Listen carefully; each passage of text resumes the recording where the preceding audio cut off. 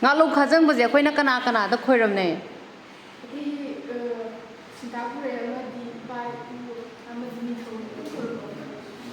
very good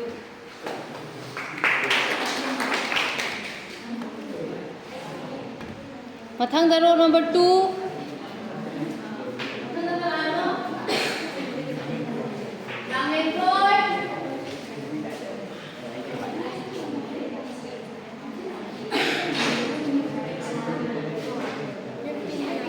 tingli khói đi lại một tingli yang itu tau orang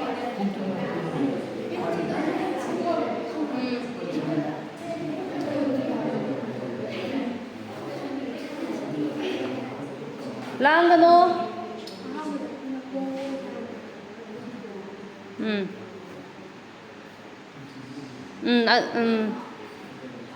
sor sana roi dro sor kemain tau doi no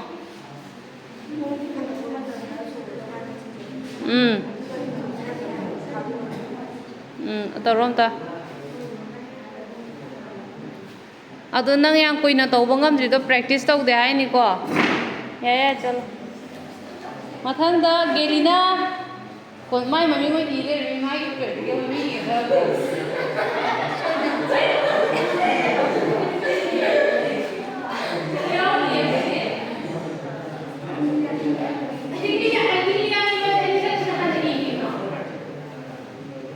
ama hari mom lagi gini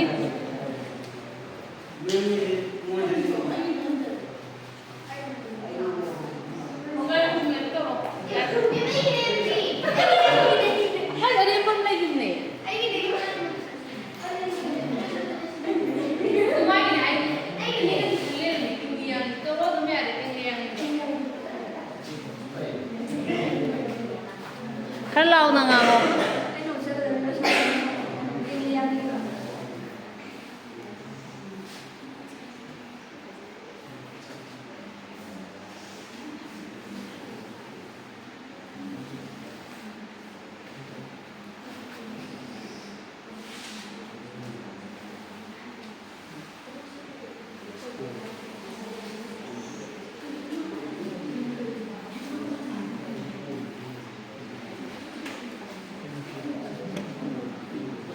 mathang da nirupama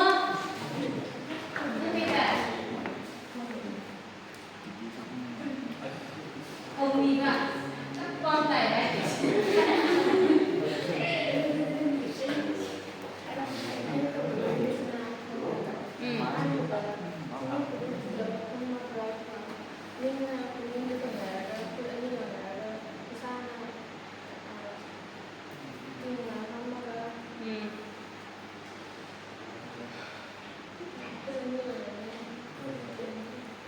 kok đây còn là nằm bên tôi chơi cái đầu tôi nọ năng nên còn nghỉ giờ tôi nhất rồi không nghỉ bài để quay na quay na hàng này còn đâu cái này cũng mới chỗ đó nghỉ rồi chứ không phải chắc chắn không quay làm cái đó lại làm cái đó ở đây cái mà đi có lucky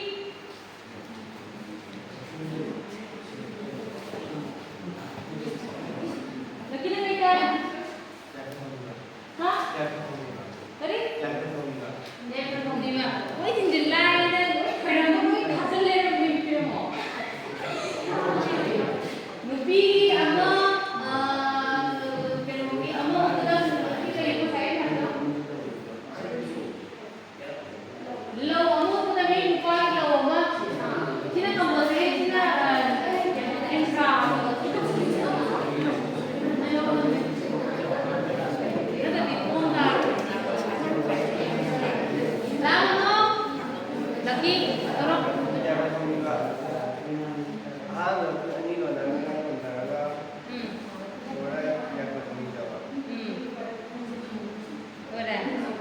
nanti tahu ya ini ya langlen ha nang kai ka ke ha हम भी तो उधर पा नहीं चलो पाई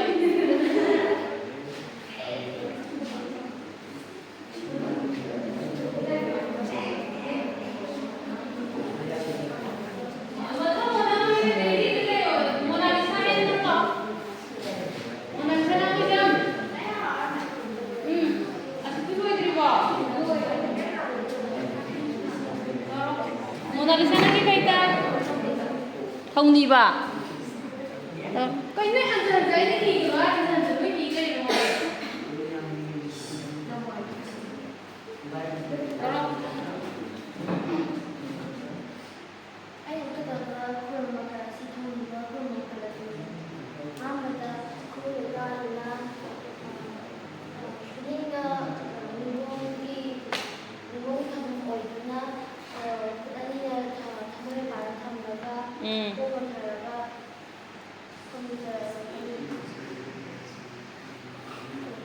Very good. Yam hay de. Lang lên rồi ba. Đó. Ang Peter bu.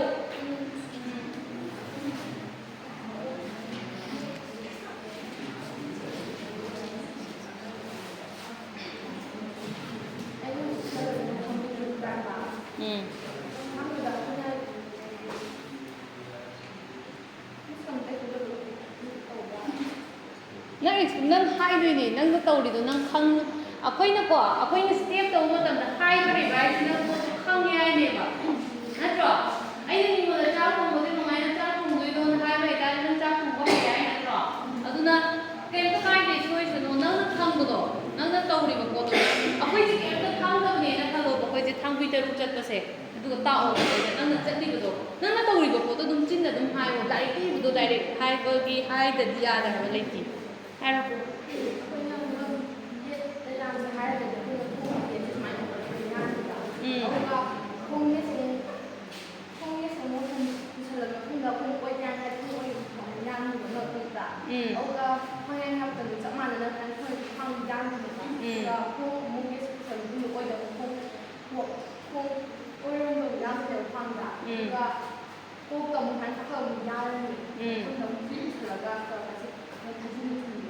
ꯑꯗꯨꯒꯤ ꯁ꯭ꯇꯦꯞꯇꯣ ꯑꯝꯇꯪ ꯎꯠꯂꯝꯃꯣ ꯑꯗꯨꯗꯤ ꯍꯧꯖꯤꯛꯅ ꯅꯪꯒꯤꯗꯨꯅ ꯑꯩꯈꯣꯏꯗ ꯇꯥꯛꯄꯅꯤꯗꯅꯀꯣ ꯃꯥꯒꯤ ꯁ꯭ꯇꯦꯞ ꯑꯃ ꯂꯩꯗꯅ ꯑꯣꯏꯒꯤ ꯇꯥꯛꯑꯒ ꯇꯧꯕ ꯑꯃ ꯂꯩꯕꯗꯣ ꯑꯗꯨ ꯎꯠꯂꯝꯃꯣ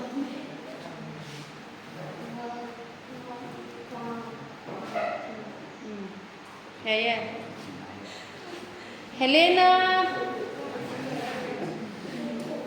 ꯀꯩ ꯇꯥꯏꯅꯣ ꯅꯪ ꯅꯔꯣꯛ ꯑꯗꯨꯝ ꯎꯁꯨ ꯂꯩꯔꯝꯅꯤ ꯇꯧꯅꯤꯕ ꯅꯣꯏꯗꯤꯀꯣ ꯑꯔꯦꯝꯕꯩ ꯅꯣꯏꯗ ꯍꯥꯏꯔꯝꯃꯦ ꯑꯔꯥꯏꯕꯗꯣ ꯑꯩ ꯈꯜꯂ ꯏ ꯂꯩꯔꯝꯃꯦ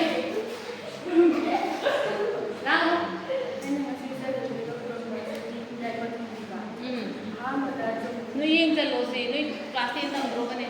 No.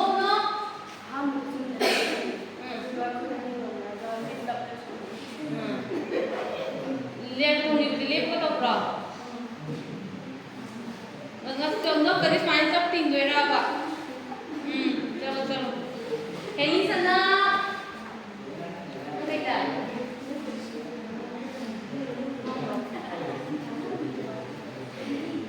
Thong bài cái này người listen à? Ha? Cái piduk to. Hong rồi ba. Thong bài cái này ba. Cái piduk. Yang tadi ko. Or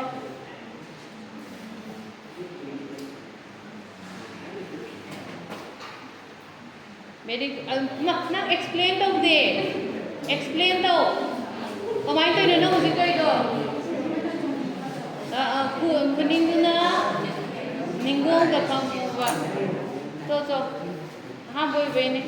Golbia ki matang.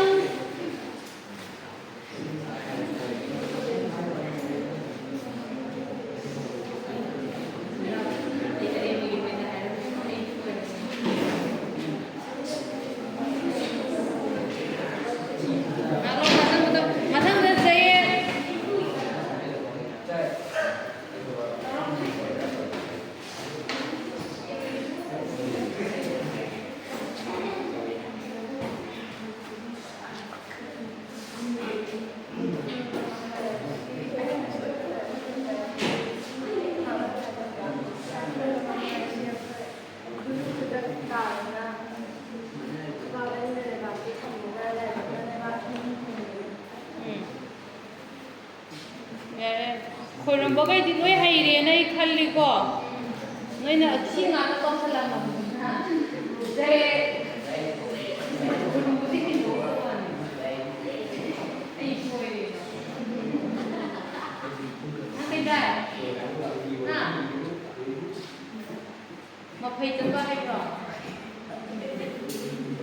brava tau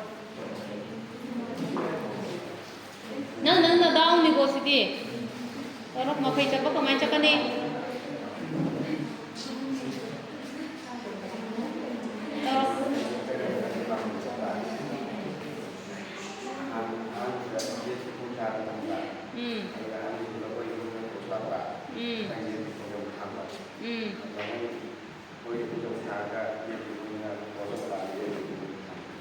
Very good.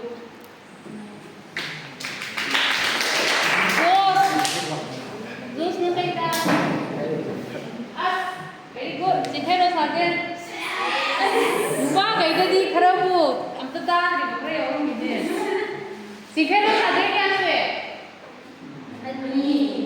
Nah sekarang betul ya tahu ni mana tahu. Sikero sagen jadi subuh ni ko. Orang. Hai cái tum đâu cô asam hai con đã nâng lại ngón ta có cô hai là thằng cái đi cô là thằng cái cô đi vai đi nâng là hai đi cô mà nó đâu rồi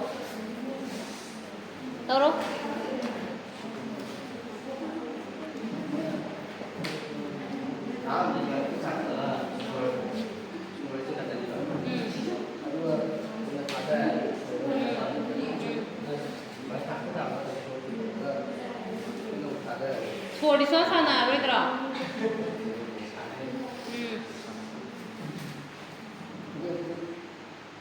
Put oil na, oil oil na si. Put oil na, get the fire ni. Ito ka. Ada ni kuning the fire na nantro. Kuning the fire na nantro. Ito ka kam na suarong sing hanggalan ni. Fire ni. Hanggalan ka kuning the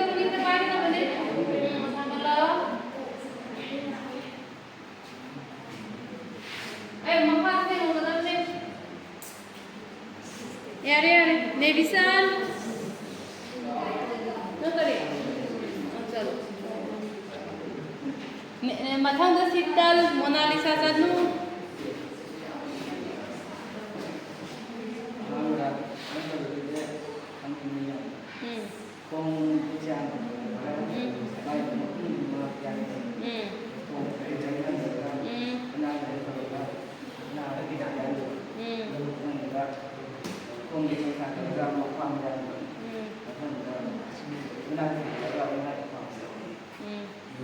Tauro segitu na nang natakot nito na doon. Asing ba tauro yan eh?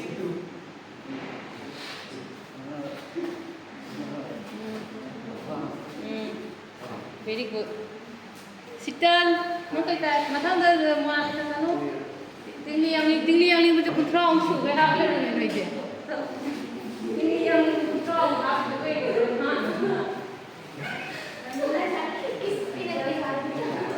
Tauro?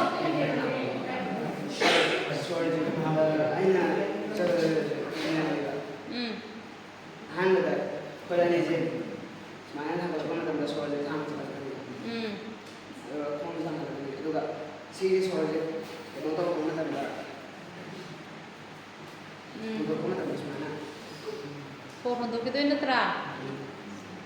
Very good. Thora cái không tổ mình.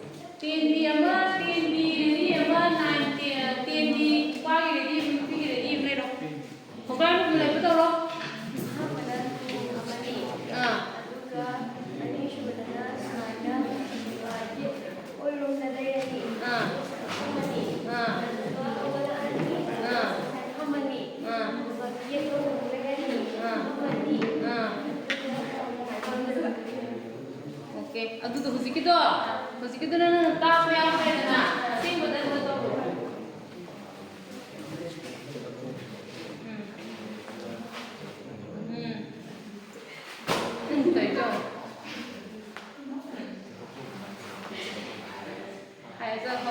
هيدي يقومون عليها أدونا practice تودو دي ما عليها سي practice تودو نسيدا نساري سيدا لين الجيم جبا بعد سيدا تورقا نسي كي بودي تقومون تورقا نسي بيبي كسيلك فسدو ني تبي فهم كريه class دير أي حاجة بدو نقولي مثلا لوي أقوي نسي assessment سي لوي ريكو class 10 के assessment से लोरे को नुंगाई brush mine तो assessment से खंग में hand दबरा nghatang budi ikai jai ko adu akoi si ji kai ka nei khangbra hengwai akoi na keno tawra ka na akoi je hengwai mi mang tholok toi natra wangang bodo sum si gi sum taw da ri last de ikai rakte dana chak se ha ma da koi cha ba haibra ne adu sai da mathang da dine ko mi kana go ma noi sim to ut ke ro ga ha de noi keno kai hai ni sibu utpa bu kari no ga ha pa tho adum uthok rane ba adu ngasai noi na ngasai demonstration to wa matam da noi na koi na hai gi basing do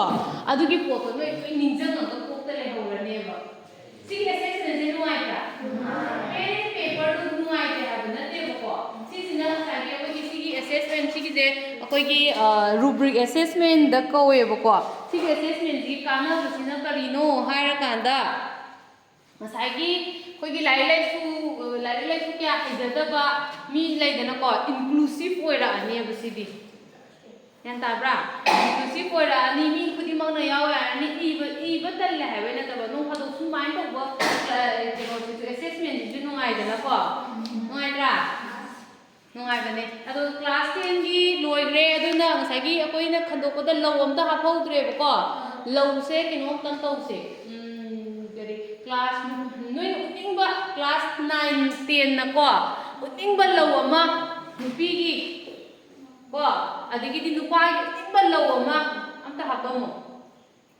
enni yai noi na haijaba noi na sisi haini adoni noi ta ka kya ne ta bola mo habdi nupi gi group de ge ma ga nupa gi group de ge ma ga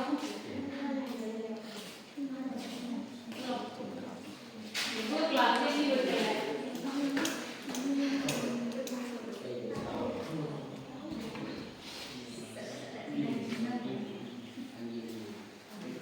Jing noi ni no toi lau se kai lau no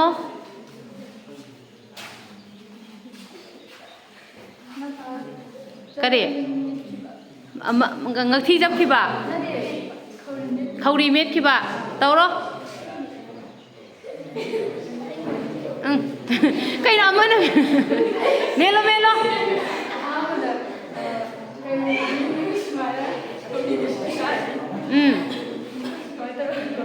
rồi đấy.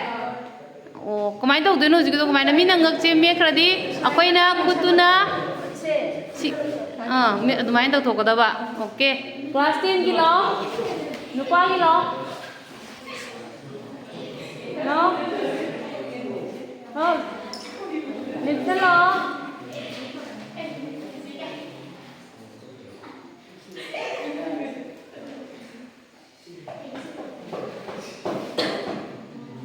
Ini nggak saya lawan, hai kami ready dalam di. No, kari lau no ni utoi se. Lumang sam phoi mà tầm đó. Ngạc phong nó vẫn lâu, lumang sam kana nó phoi toi no, phoi ro.